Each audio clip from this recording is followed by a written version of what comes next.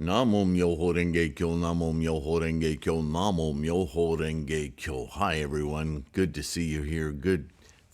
Thank you for your practice, for your steadfastness. Yeah. I hope this finds you in good health, secure. We are in the BDK translation of one of Kumarajiva's Chinese translations of the Lotus Sutra. A lot has happened in this story so far, in this assembly. We are firmly into the second half of the Lotus Sutra now. We're about to start chapter 16. So what's happened so far? Well, we've assembled every manner of student of Buddhism, of enlightenment, of awakening possible. Lay people, monks, men, women, every conceivable mental condition, from the cosmos to samsaric earthly beings, yes? Indicative of all the sutras, it kind of describes the mental capacities and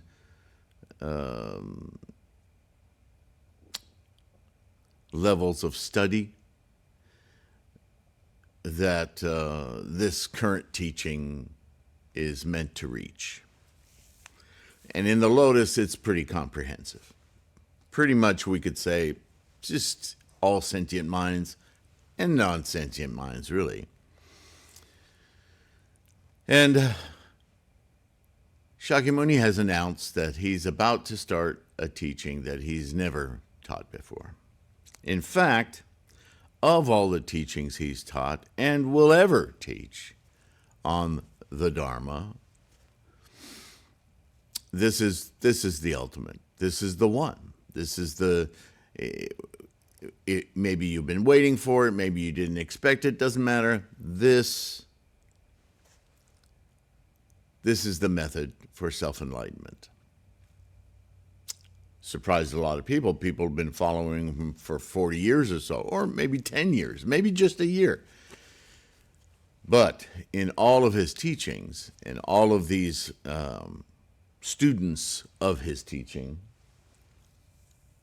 well, this is a pretty big announcement. What do you mean? What's that about? What do you do? And, you know, I've made something in the previous videos on this particular translation of the fact that there are many students of the learning school, the Sravaka school, the Pratyeka Buddha school, the Arhat, thinking that they've achieved full enlightenment. And, you know, Nichiren talks about this too, but Shakyamuni, of course, they're his teachings, has been admonishing those lower schools as you're never going to get to Buddhahood. So for them to be a bit incredulous at this moment in this teaching, he kind of brought that on himself, right? He had good reason for doing it, don't get me wrong, but as we read this, we might wonder, you know, why are these people so incredulous? Why are they asking for his permission? Why do they keep wanting his prediction? Well, he made predictions before, and his predictions said, ain't for you. You're never going to get there. You'll learn a lot from this, but so what was that? In that, you know, culture was different 2,700 years ago, yeah? So maybe that was, people were used to that carrot, right? If your teacher, if your mentor told you, you'll never get there, was that somehow an incentive to just try harder? We don't really know for sure, but it certainly was part of his skillful means, yeah? I mean, why would you continue studying with a teacher for 40 years and consistently be told, yeah, you'll achieve a lot, but you'll never be fully enlightened? I mean, what were the Arhats thinking? kind of lends a different thought consideration when 8,000 of them get up and at the beginning and just go, we've heard this before, and they leave, right? But Shakyamuni wasn't impressed. Remember, in the H. Kern translation, he's translated as saying what, he didn't say a word, but after they left, he addresses the rest of the massive assembly. He says, well, now that the trash is gone, was that just to indicate that they were substandard, or that he'd grown impatient with their arrogance? He didn't think much of them when they left. Now, evidently, as we read on, some of those arhats, not the ones who left, but there are still arhats in the audience. So that adds a different perspective too. Anyway, besides that whole drama, and I mention it because it's kind of significant when we get to this round of questions from the different senior students, like Manjushri or Shariputra or so on.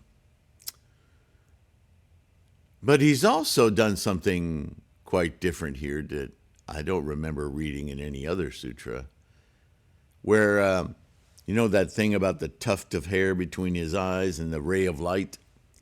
Basically, what the story is telling us is that he gave everyone, no matter what their level, right? Monk, non-monk, man, woman, child, devas, so on and so forth, lay people, gave them all a glimpse. This is what Buddhahood looks like.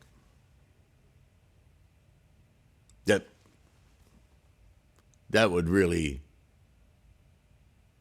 be amazing, wouldn't it? What a thing to do. So now he's really got their attention. They're rapt. They want to know. But over and over again, and I've pointed it out as we've been going through this, there's this round of, well, where's my prediction? Where's my prediction? Well, this was the way he was teaching. So in a way, you can't fault everyone for saying, well,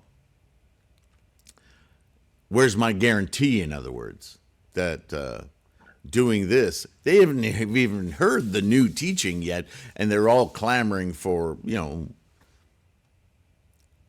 predict my Buddhahood, predict my Buddhahood.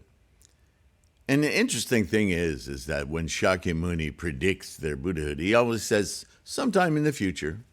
He still lays it right back on them, as he always has from the start. Now, if you've been reading many other sutras, or even just reading this sutra, at some point you got to ask yourself, wait a minute, we're Lotus Sutra Buddhists.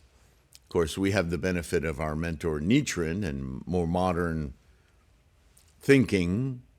We have our capacities are much greater than 27 centuries ago.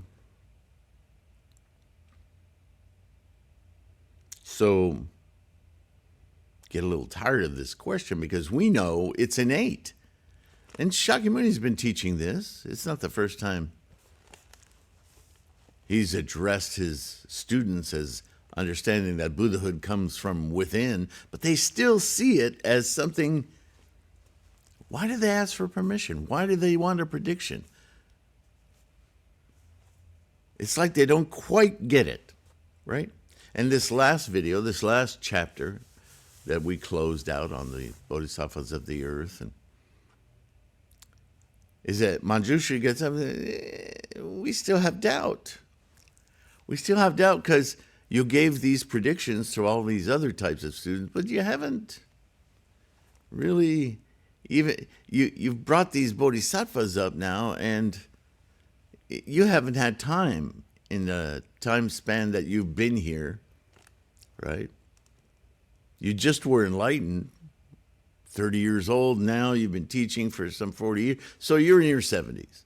Even so, how have you had time to teach all of these, sands of the Ganges River, right? There's just, you can't even see them. There's so many bodhisattvas from beneath the earth. Here you pop these people up. We've never seen them, and you claim that you've taught them all perfect enlightenment, this highest teaching. First of all, I guess the answer to where have you kept them hidden is under the earth. But we don't get it because you're just not that old. There's no way you had time to train all these people. We've been following you for decades, and we're not there. So when did you have time to do this? We're starting to wonder, are you just teasing us? What are you doing? Of course, they don't understand in the skillful means this thing with the time, right? Because if you understand, like the lotus flower, that these bodhisattvas from beneath the earth are future bodhisattvas coming from this process of life on the earth, right?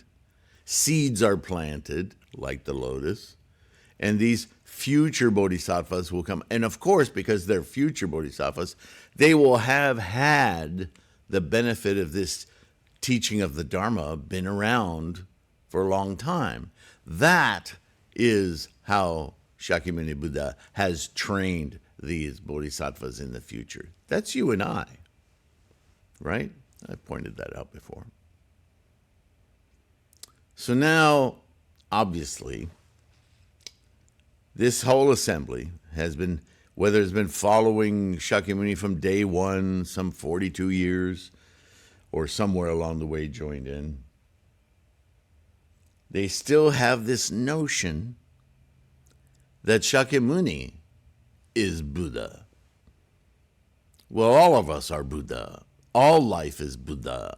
The engine of life is Buddha. The only difference between that truth and our awakening of it is that we have a sentient mind to experience it.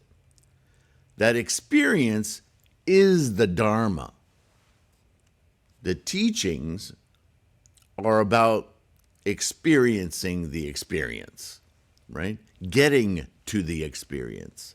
How do you condition your mind, your samsaric mind, to open that window that's already, to see what's already there and obvious,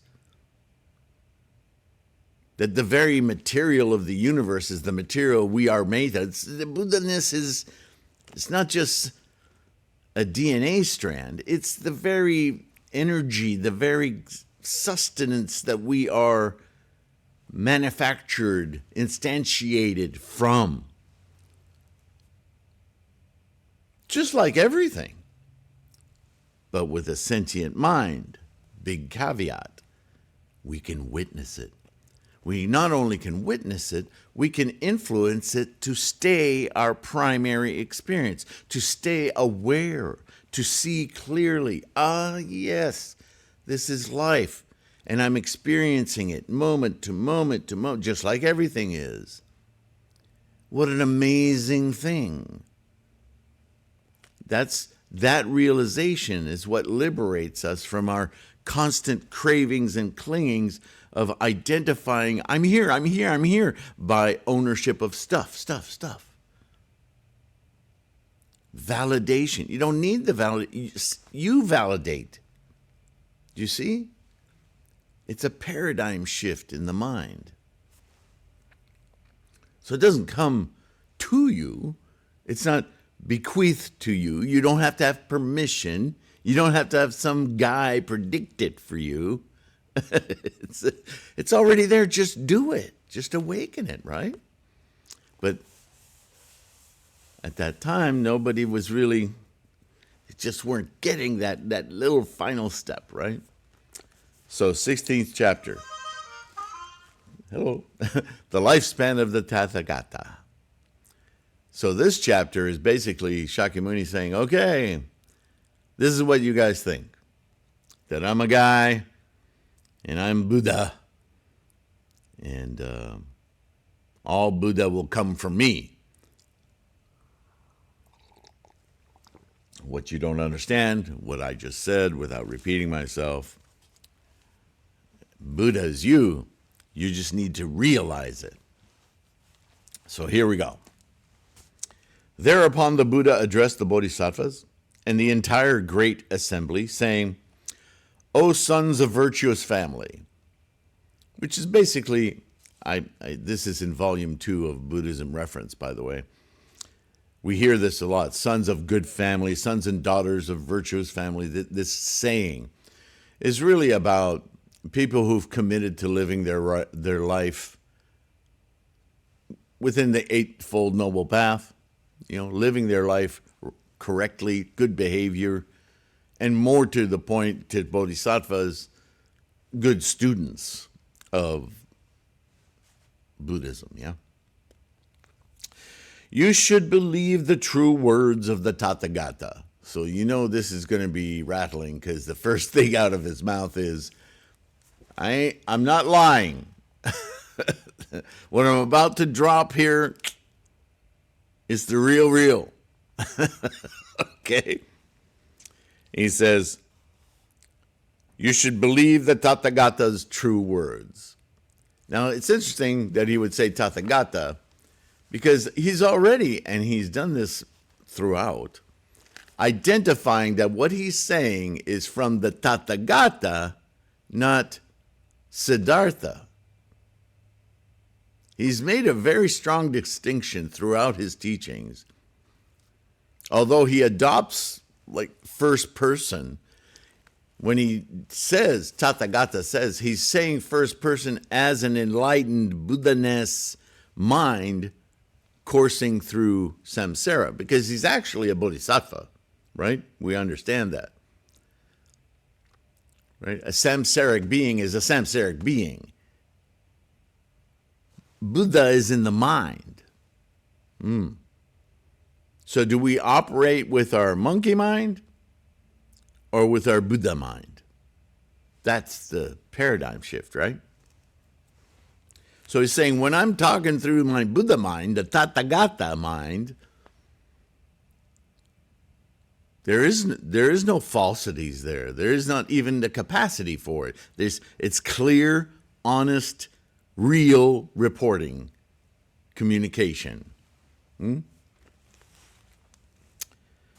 Then the great assembly of bodhisattvas, headed by Maitreya, addressed the Buddha with their palms pressed together, saying, O Bhagavat, we entreat you to explain it. We will accept the Buddha's words. After they had spoken in this way 3 times, right, the formal, ask the question 3 different ways to make sure you're sincere and you know what you're asking, they again said, we entreat you to explain it. We will accept the Buddha's words. Then the Bhagavat, realizing that the bodhisattvas continued to entreat him after those 3 times, addressed them saying, listen carefully to the Tathagata's secret and transcendent power. Right? I'm not speaking to you as Shakyamuni. I'm not speaking to you as Siddhartha Gautama. I'm speaking to you as a human vessel of communication for Buddha-ness, from Tathagata-ness, yeah? The devas, humans, and asuras in all the worlds all think that the present Buddha, Shakyamuni, left the palace of the Sakyas, sat on the terrace of enlightenment, not far from the city of Gaya, and attained highest complete enlightenment. Now, even if you take that sentence apart, you'll see the division in it. You think that the present Buddha, Shakyamuni, went to this place and attained enlightenment. Well, what does a Buddha need to attain enlightenment for?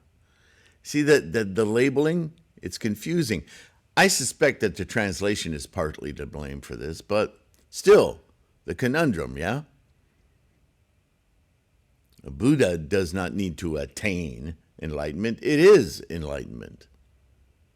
So he's already messing with the labeling and so forth, right? But you might not catch that.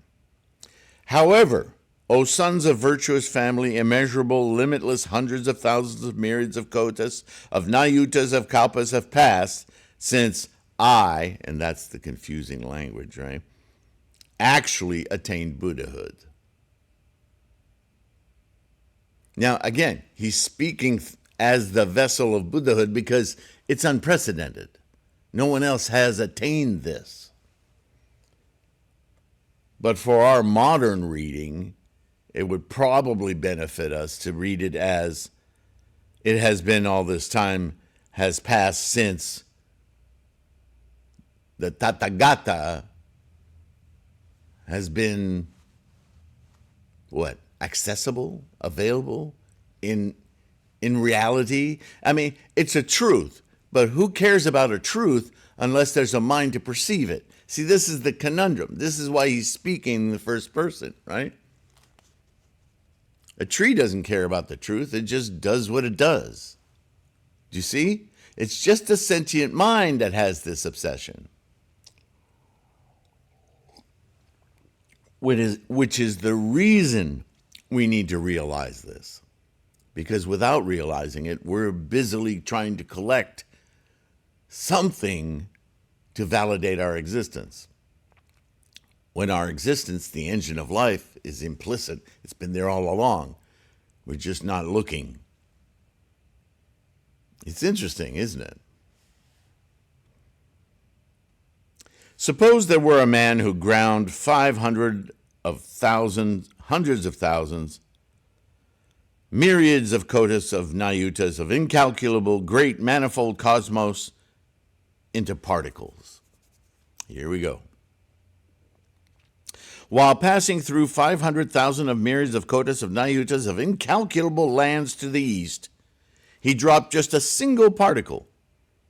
And in this way, he continued to drop the particles as he went toward the east until they were all gone.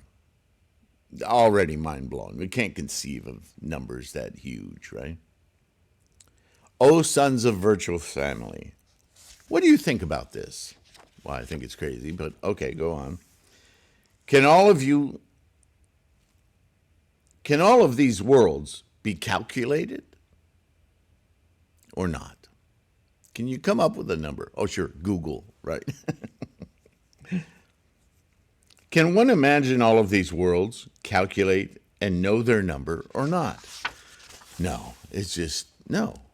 I mean, you're starting with abstracts, right?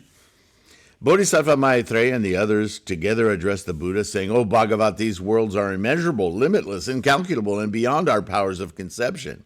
Still are. Even all the Shravakas and Pratyeka Buddhas, with their knowledge free from corruption, are not able to comprehend them or know their number.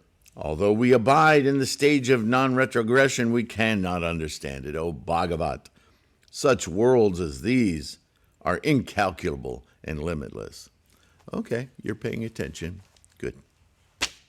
Then the Buddha addressed the assembly of the great bodhisattvas, saying, "O sons of virtuous family, I will now explain it clearly to you. Suppose all these worlds, whether or not a particle was left in them, were reduced to particles. And each particle represented a kalpa, that wonderfully huge amount of time, which itself has no number. The period of time since I became a Buddha would exceed this by hundreds of thousands of myriads of kotas, of nayutas, of incalculable kalpas. Since then, I have constantly been residing in the Saha world, teaching the Dharma and inspiring sentient beings." Holy crap, what is he saying? He's getting pretty specific now, even though the time is an abstract that's incomprehensible. Basically, when we read things like time without beginning, this is the kind of time scope he's addressing.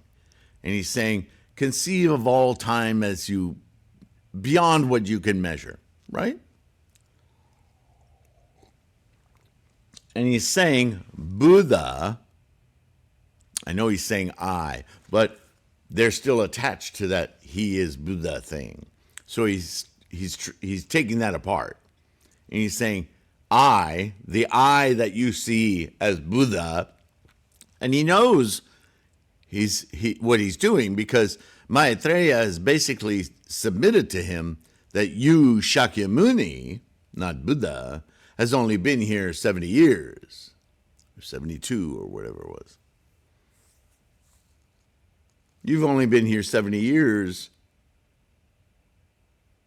And what Shakyamuni is telling him is, yeah, but I, Buddha, my Tathagata, the Buddha-ness that you've labeled me with, has been here since time immemorial, time without beginning. See how he's starting to disassemble that? And in that time, I've constantly been teaching the Dharma.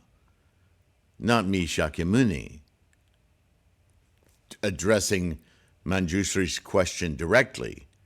It wasn't me that taught all these bodhisattvas. It was Tathagata that taught all these bodhisattvas. In other words, this nature, which is inherent in all phenomena, has been there to inculcate this realization whenever it's called upon. It needs to be called upon, but it's always been there. Right? It's implicit in the story as he develops it. Let's go on.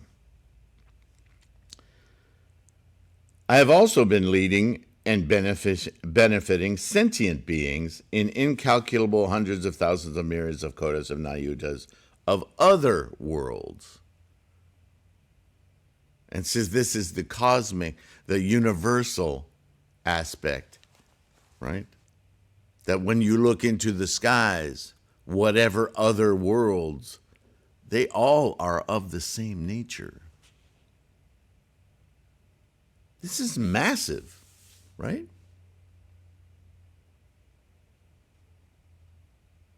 O sons of virtuous family, during this interim, I explained about the Buddha Dipamkara and others, right? These emanations, if you will, imaginings, these mental constructions of Shakyamuni. Furthermore, I also said that they had entered parinirvana. They're extinct. I have explained such things through skillful means. O sons of virtuous family, if any sentient being comes to me, I perceive the dullness or sharpness of his resolve and other faculties with my Buddha eye, not my Shakyamuni eye, my Buddha eye. According to the way I should bring them to the path, I myself proclaim different names and lifespans in various places. Ooh.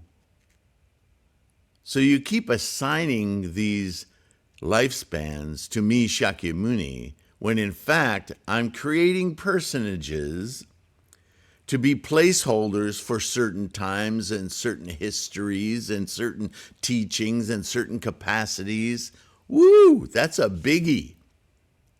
And unless you were thinking this way and knew this from our studies, you would go right past it, right? It isn't that articulated here, but it's there.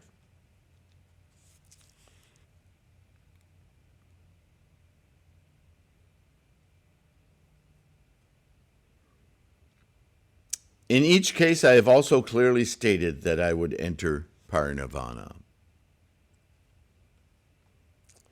Through various skillful means, I have explained subtle teachings and have made the sentient beings rejoice.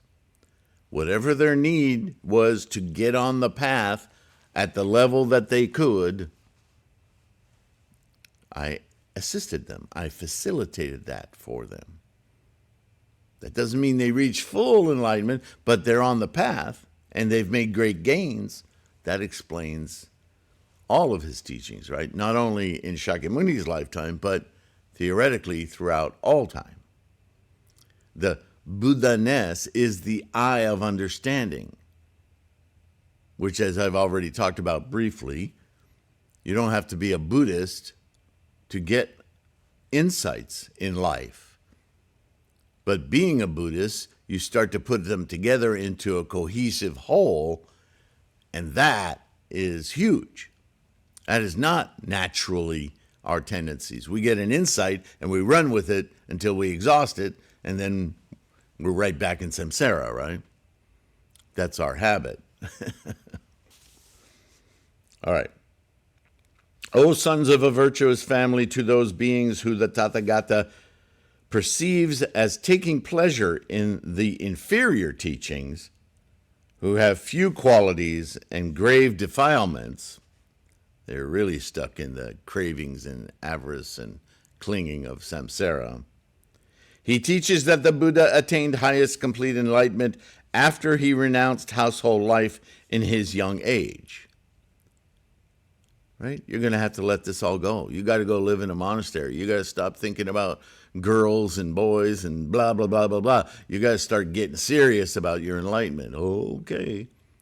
Right? The early teachings. However, it has been a very long time indeed since I attained Buddhahood. I give such an explanation only to lead and inspire the sentient beings to enter the Buddha path through skillful means. Now he's explained his entire 42-year history of teachings as inferior, as preparatory, to try to slowly lift the capacities of everyone until this day. He's made it abundantly clear right here, hasn't he? O sons of a virtuous family, the sutras that the Tathagata has expounded are all to save sentient beings. They all have the same motivation. Attitude and intent, right? Whether the Tathagata teaches about himself or others, whether he reveals his form or that of others, whether he shows his acts or those of others, everything he says is true, never false. Why is this? Because the Tathagata perceives all the marks of the triple world as they really are, right? That's the clarity of understanding the engine of life. Through that lens, everything is in its order. No need for grasping and clinging, right? That there is no birth and death. There is only moment to moment to moment instantiation of the engine of life through the filters of karma and so on and so forth. There is no coming or going. That there is also no existence nor extinction in the world, truth or falsehoods, sameness or difference. The Tathagata does not view the triple world as sentient beings in the triple world see it. The Tathagata perceives such things clearly and without mistakes. So this is probably the most profound statement so far. And it's how it could not serve to confuse the assembly, I'm not sure. Because it's hard to conceive of, even to you and I, isn't it? And I've talked about this in so many ways. That when we talk about fusing with the mandala, perceiving energy. You know, it's like when we perceive light from a flashlight or anything, photons, you know what photons are, just little quanta of energy. We see energy. We see it as light, but you ever see a really hot tarmac, like on a road on a hot summer day, and you see little waves in the air? It almost looks like you could grab them, but they're like distortions, just heat. You're seeing heat rise off of the road, right? It's not light. Well, it's a reflection of light. That's how you see. But anyway, it's not photons itself. It's energy. You're seeing energy. The transfer of heat, it is energy. Just like photons. It's just a different, slightly different form, slightly different manifestation, yeah? Now, extend that, you know this, so extend that seeing, quote unquote, to trees, to you and me. We're just in the same way, although with incalculable variety, forms of energy amalgamated into something. But that's the whole contention. The thing is a perception of the samsaric mind.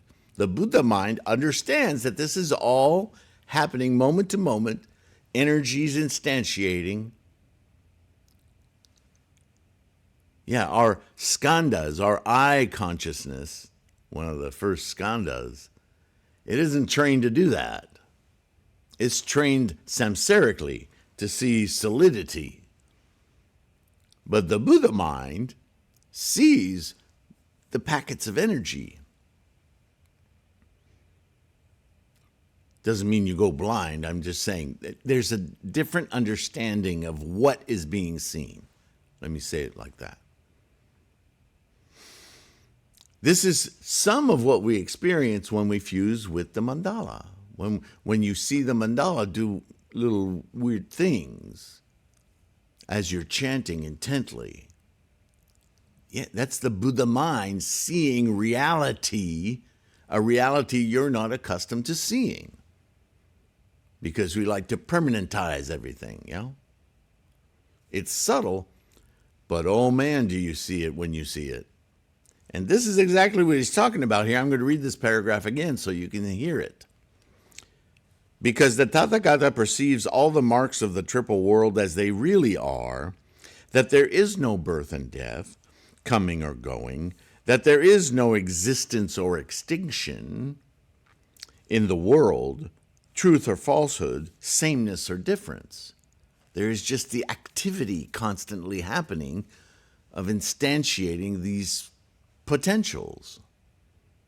And we can witness that instantiation from moment to moment to moment to moment. But every moment, it's a new instantiation. It's not the same thing existing, right? It is being, which is not an existing, because existing imposes a permanence, right? Whereas being is it can be seen as a moment-to-moment action happening, yeah? Again, it's subtle, but it's very important.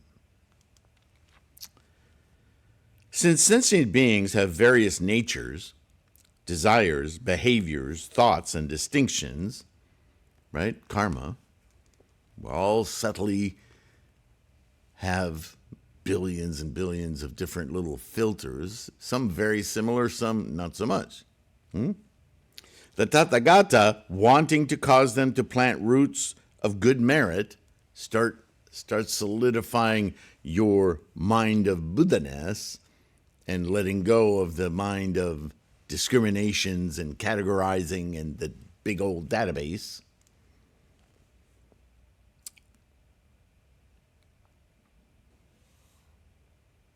He has explained various teachings through a variety of examples, explanations, and illustrations. It's a guy to get the mind working on a different perspective, yeah? He has not desisted from doing Buddha acts, even for a single moment, and in this way, it has been an extremely long time since I attained Buddhahood. My lifespan is immeasurable and incalculable. Now, is he talking about Shakyamuni? No. He's talking about the lifespan of Tathagata, of Buddha-ness, yeah? I abide forever without entering parinirvana. As long as there's a cosmos, Buddha-ness is there. Buddha-ness is something to be discovered in yourself. Bring it forth in your own mind, because that's where it is. You're not going to find it in a river or a stream, at that guy's pocket, or in a book. It's already built in. You just need to learn to see it. Why is this? Because the Buddha abides a long time in this world. Those who have few qualities do not plant roots of good merit, acquire poor and superficial characteristics or characters, are attached to the desires of the five senses, the skandhas, and enter into the web of illusions and false views. Right? If they see the Tathagata always existing without extinction, they then become proud, self-willed, and negligent. Right? Well, I can always fix it. Look, I'll go talk to Buddha if things get really rough. Or like the arhats that left. Yeah, we've heard this before. And if we haven't, we'll just come back and, right? Because Buddha's this guy. But it's not. So if they see the Tathagata, they imagine that the Tathagata is this entity outside themselves, in the world, abiding in the world. Then what do they have to worry, right? What do they have to worry about hunting food for their family if there's a grocery store there all the time? I'll just get it when I need it, right? But if you knew that food came from your efforts in your mind, you'd set to work on it, wouldn't you?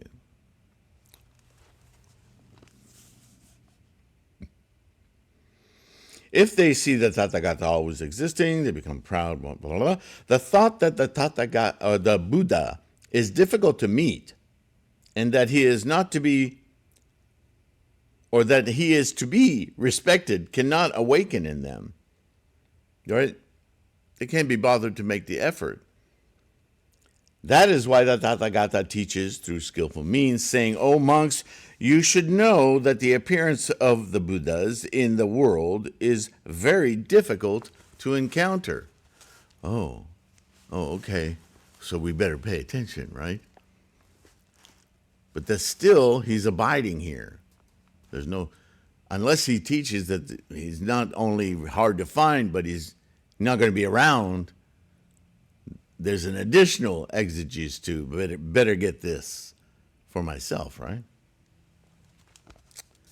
Why is this? Because some of those with little merit may not see the Buddha during the passage of immeasurable hundreds of thousands of myriads of kotis of kalpas. For this reason I say, O monks, it is difficult to meet the Tathagata.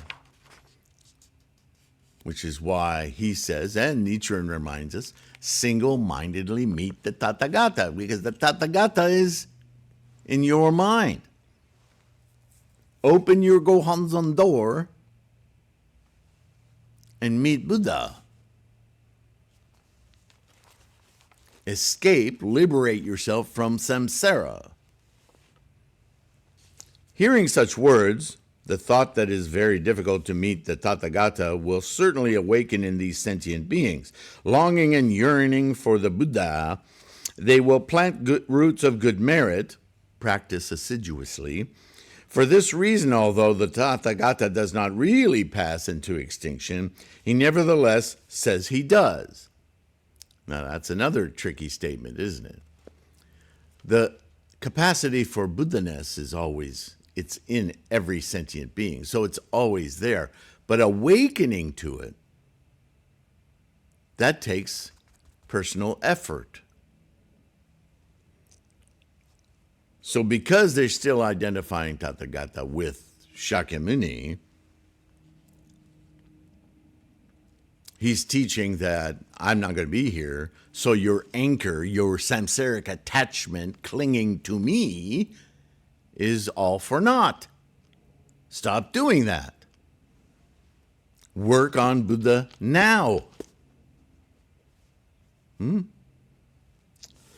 Furthermore, O sons of virtuous family, the teaching of all the Buddha Tathagatas is exactly like this. All of them. All of us. It is entirely true, never false, all for the sake of saving sentient beings. Saving, I don't like that word. Liberating sentient beings, sentient minds. There are a lot of ways I would change these translations, and maybe I'll make a Sylvain Chamberlain translation of the Lotus Sutra sometime. I need your support. Suppose there were an excellent doctor. He is wise, knowledgeable, his prescriptions are effective, and he has skillfully cured a variety of diseases. This man has many sons, say 10, 20, or even 100 in number. For some reason, he has to go far off to another country, and while he's away, his children, whom he has left behind, drink some poison. The poison starts to take effect, and they roll around on the ground in agony. At this moment, their father returns home. Some of the children who have taken the poison are delirious, while others are not. Seeing their father in the distance, they all rejoice greatly, and kneeling respectfully, address him, saying, "It is good that you have returned safely. In our ignorance, we took this poison by mistake. We entreat you to cure and save us and restore us to life." Seeing his children suffering in this way, the father searches for beneficial herbs possessed of good color, aroma, and flavor, according to the medical manual. Blending them together, after grinding and sifting, he gives the mixture to his children and says, "This is an extremely beneficial medicine with good color, aroma, and flavor. All of you, take it. It will quickly remove your pain, and you will never be afflicted again." Wow, oh yeah, hand it over. Then the children who have not become delirious see this beneficial medicine of good color, aroma, and immediately take it. The affliction is completely removed, and they're cured. The remaining children, those who are delirious, seeing their father coming to them, rejoice and ask him to seek a cure for their illness. Although he offers them the medicine, they won't take it. Why? The poison has so deeply penetrated them that they've become delirious. They do not think that the medicine with good color and aroma is good. They doubt the father. The father thinks, "These children are to be pitied. The poison has completely warped their minds. Although they rejoice upon seeing me and sought a cure, they won't take this beneficial medicine. I will now cause them to take this medicine through skillful means." You see what this analogy is talking about, right? He's still working on them, trying to get them to understand skillful means, how I, Shakyamuni, have taught the path to the Dharma, but I am not the Dharma. I'm a teacher of the Dharma. The Dharma, hello, it's in you. Take this lesson to execute your own cure, in essence. You liberate your mind. I can't do it. I can only show you not only a path to get there, skillful means for you to make your own path to get there, and extol the benefits of this achievement. But you have to take the medicine. You have to do it. Then he says to them, "You should know that I am now old and feeble, close to death. I will now leave this beneficial medicine here." Oh, I'll put it right over here. "You should take it. Do not worry about not recovering." Having left these instructions, he goes off to another country and sends a messenger back home to tell them, "Your father has already died." Oh. So what are they doubting now? He's dead. He's gone. Hearing that their father is dead, the children become very distressed and think, "If our father had lived, he would have taken pity on us and protected us, but now, abandoning us, he has died in a distant country." That jerk. Yeah.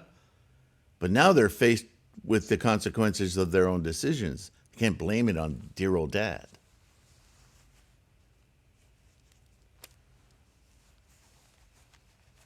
They now consider themselves orphans, having no one to rely upon or blame. Through constant grieving, their minds become clear, and only then do they realize that the medicine has fine color, aroma, and flavor. They immediately take it, and the poison is completely driven out. Right? They had to be desperately on their own to finally take responsibility for themselves. They took the medicine, and they were cured. The father, hearing that all his children have completely recovered, immediately returns and makes his appearance. What? The Buddha then asked the Bodhisattvas, O sons of a virtuous family, do you think there is anyone who would say that this good doctor is guilty of lying? The Bodhisattvas replied, No, we do not, O Bhagava. We understand why he did what he did. He didn't lie with intention to lie, right? He set up a condition where his deluded children would awaken themselves. That's the lesson. The